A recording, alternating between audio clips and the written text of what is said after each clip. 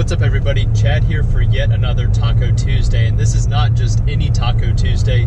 This is the 100th Taco Tuesday. So if you've stuck with us since the very beginning, I just want to thank you. From me to you, it means a whole lot. And unfortunately, Bandit cannot be here. We are on our spring break, and he is on vacation with his family, and I'm sure he's having a wonderful time. But I just wanted to, say thank you. It's been a lot of fun doing this YouTube thing on this channel with Bandit. I have not been here since the very beginning. It did start out with just him and his truck. I was fortunate enough to meet him at our college, Virginia Tech, where we are both students, and for over a year I've been doing this with him, and it's been a really, really fun experience. I've met some really cool people, I've driven a lot of neat cars, and I've learned even more and more about these Toyota trucks through Bandit and through some of the other friends that we've made, as well as just all the things that we do for this channel.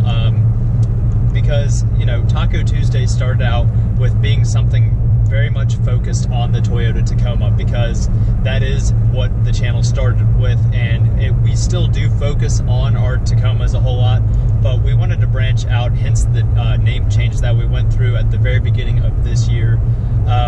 It was just, we kind of pigeonholed ourselves a little bit to just specifically Tacoma stuff because of our name. Taco Bandit is what the name of the channel was, and we were successful with that, but we figured, there are a lot of other things that we are interested in. We're not just interested in the Tacomas. We do appreciate all the brands and all the attributes that all of them have, and even some of the quirks that they come with, we do embrace, but we definitely wanted to kind of branch out a little bit because, like I said, we do enjoy all these other things other than just trucks. I mean, we do enjoy sports cars. We both have our own, likes and dislikes of other types of vehicles that are offered out there.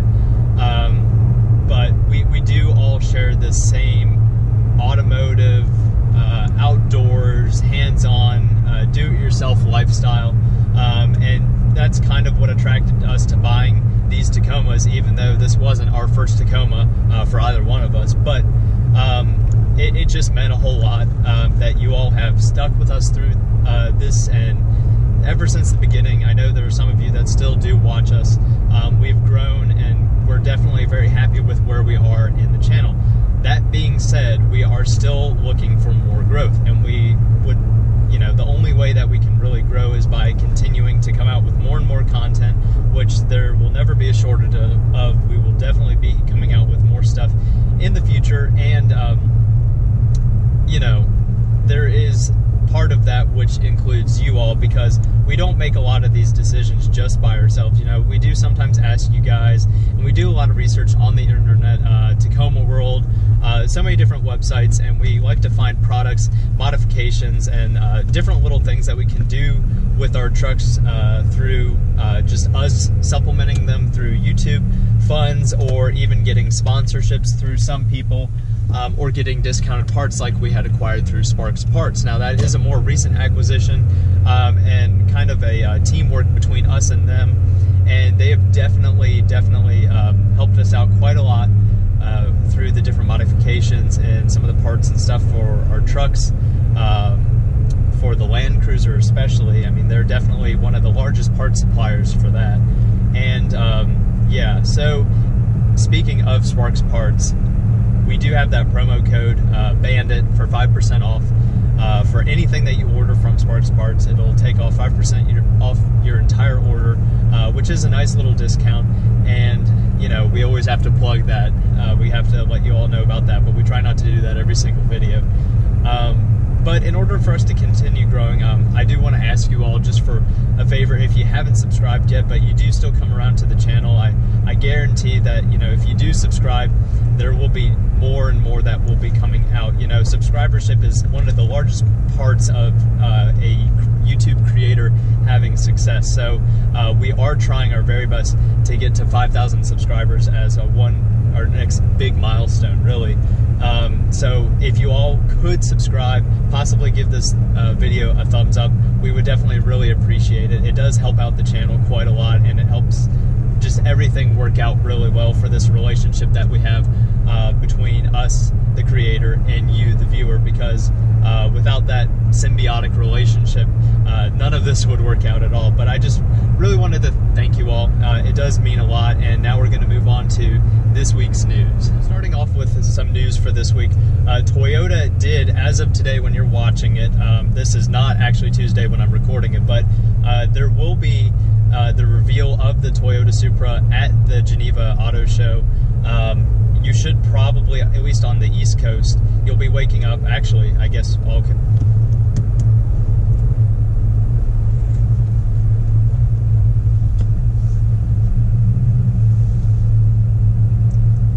Starting off with some news for this week, the Toyota Supra is going to be revealed today, Tuesday, March 6th, at the Geneva Auto Show. And of course, I am recording this prior to Tuesday, so we're just going to go over the few different things that we think we're going to see at the Geneva Auto Show from Toyota as far as the Supra goes. So there are a few different ways it could go. Toyota could show us the production version and what we will see on dealership lots, or we're going to see the racing version that Toyota is going to use. Now, you know, Toyota does have a few different racing divisions. I don't think it's going to be a specific TRD one, but it will be a Supra racing version, we believe, of some sort, because of that big spoiler on the back that we did see Toyota post out there on their social media accounts. That is something that I don't think they're going to be putting on the production car that the everyday consumer can purchase. That is what I believe is going to be their racing version, as I did say. So, I don't know. I'm leaning a bit more towards the racing version purely based on that, but if that's the case, we're definitely going to be seeing it probably towards the end of the month, maybe a little bit later this year, what the actual production version does look like. So, a few other things we're going to probably see. I would imagine that there is only going to be an automatic version of it, possibly a manual. I still don't have, you know, anything confirmed as far as that go, but we're definitely certain that it's going to be a inline-six powertrain that we're going to see. That's going to be the top of the line, most powerful, and of course it is co-developed with BMW, so the powertrain is all going to be from BMW, and we might see a four-cylinder in it. Either way, I'm really excited for the Supra. Like I said, not exactly sure what's going to happen at Geneva, but I'm super excited to see what Toyota does have to bring to the table, and we'll finally see the Supra on dealership lots again in 2019 as a 2020 model. So last week we did see the reveal of the 2019 GMC Sierra, and it's about time, honestly. We were wondering why GM decided to do a separate reveal for that truck, but then when we got to thinking about it, the GMC is a completely different market that, you know, is marketed to. The buyers for that want a more luxurious, higher grade truck, in their opinion, even though it is identically underneath the exact same as its Chevy Silverado counterpart. So some notable things that we did see about it. Obviously, the outside of the truck looks a little different. We saw the SLT and the Denali packages revealed last week, and you know, it looks pretty good. It does stand out from the Silverado, but it does look very similar. The exhaust in the back, the shape of the body lines and everything like that do look very much the same, except for like the tailgate area, which is one point that this truck made to stand out, and that is its multi-pro tailgate. So it can fold out and be turned into 6 different configurations, which is very interesting.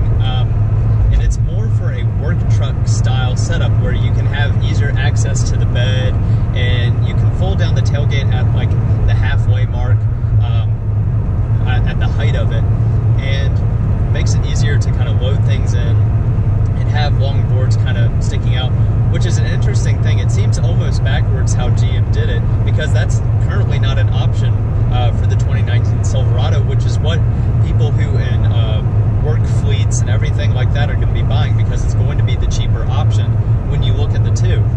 And so maybe they'll come out with it at some point. You know, they like to give more options to the GMC Sierra, considering it's the higher grade of Chevrolet or GM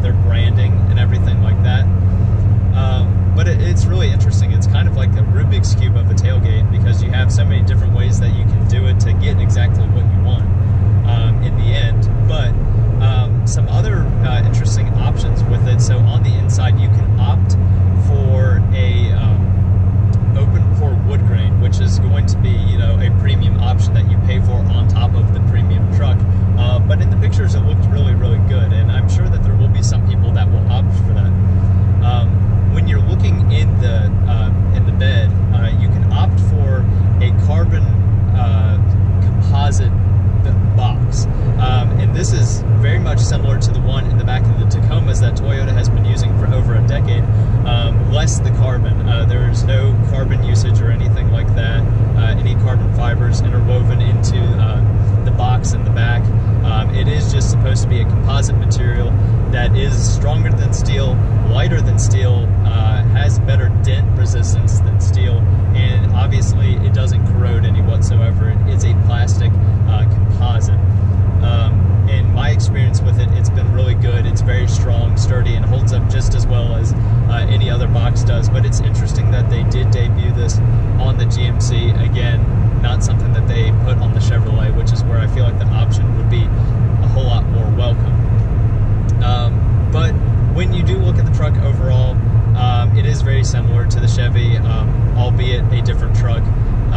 The underpinnings are exactly the same as far as powertrain and everything like that goes.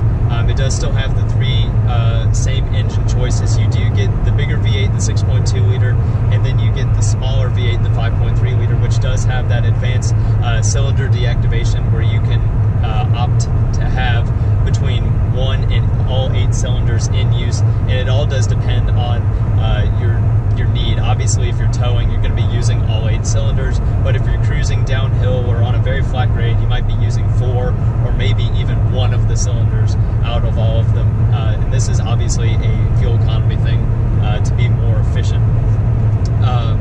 And the third option is that 3-liter inline-6 Duramax turbo diesel that they're putting in the 1500s. The 6.6-liter Duramax V8 is still going to be in use in the heavy-duty trucks, obviously.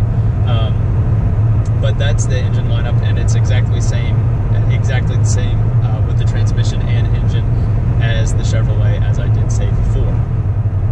So our final story does come from Ford this week, and Ford is saying that they are going to be laying off 2,000 of their workers in a factory in Michigan. They say that this is not a permanent thing that they are doing. This is only so they can go through a several-month retooling process in that factory there in Michigan. The one in particular that they are retooling is the one that does currently manufacture the Ford Focus and the Ford C-Max. So what they're going to be doing is giving these workers a sizable package to help keep them on their feet while they are kind of taking a short break, so they can go through this retooling process, and ultimately that will help keep these workers on their feet during that whole process. So Ford is going to be moving the production of the Ford Focus over to China, and they have not released any plans of what they're going to be doing with the C-Max. So, you know, there is still more coming out on this story. I'm sure we'll hear more about it in the coming months, but this is pretty exciting because they are retooling this factory for the Ford Ranger and the Ford Bronco that will be coming out here within the next couple years. Both of them will be brought to Ford dealerships before too long. So that just wraps about everything I have to talk about for this week. Again, this is a special Taco Tuesday, and that is our 100th Taco Tuesday. As I said in the beginning of the video, please consider giving this video a thumbs up, subscribing, hitting that bell notification for more of our videos. We do try and get out at least 1 or 2 videos a week, and sometimes you'll get a bonus video on the weekend. So thank you all very much for watching. Have a fantastic week, everybody, and we'll catch you next time.